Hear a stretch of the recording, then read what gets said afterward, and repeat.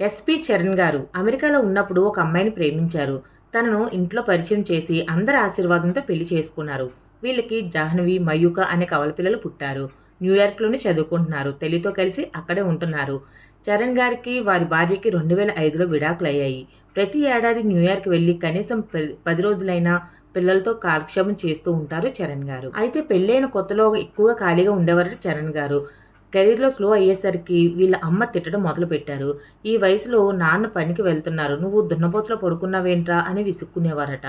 ఆ మాటలు చరణ్ గారి మనసుకు తగిలాయి. తనంతట తానే ఏమీ చేయలేకపోతున్నానని డిప్రెషన్‌లోకి వెళ్ళిపోయారట.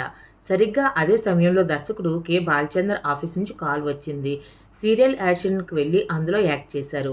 అక్కడైన పరిచయాలతో నిర్మాతగా మారారట చరణ్ గారు. నిజానికి చరణ్ గారు చదువుకునే రోజుల్లోనే హీరోగా ఛాన్స్ వచ్చింది. అదెలా అంటే అజిత్, చరణ్ బెస్ట్ ఫ్రెండ్స్. 5, 6 ఏళ్ల పాటు కలిసి చదువుకున్నారు. తర్వాత చరణ్ గారు ఉన్నత చదువుల కోసం అమెరికా ఎళ్ళిపోయారు. సరిగ్గా అప్పుడే డైరెక్టర్ వాసంత్ 'ఆశే' సినిమా కోసం బాలసుబ్రహ్మణ్యం గారిని సంప్రదించారట చరణ్ కోసం. చరణ్ చదువు పాడు చేయడం ఇష్టం లేక ఎస్పి బాలసుబ్రహ్మణ్యం గారు చరణ్ స్నేహితుడైన అజిత్ పేరు సూచించారు. అలా 'ఆశే అజిత్' చేయడం, అది బ్లాక్ బస్టర్ అవ్వడం చరణ్ గారికి ఎంతో సంతోషంగా అనిపించిందట. కానీ వీళ్ళు కనిపిస్తే మాట్లాడుకుంటారు తప్ప పెద్దగా టచ్‌లో అయితే లేరట.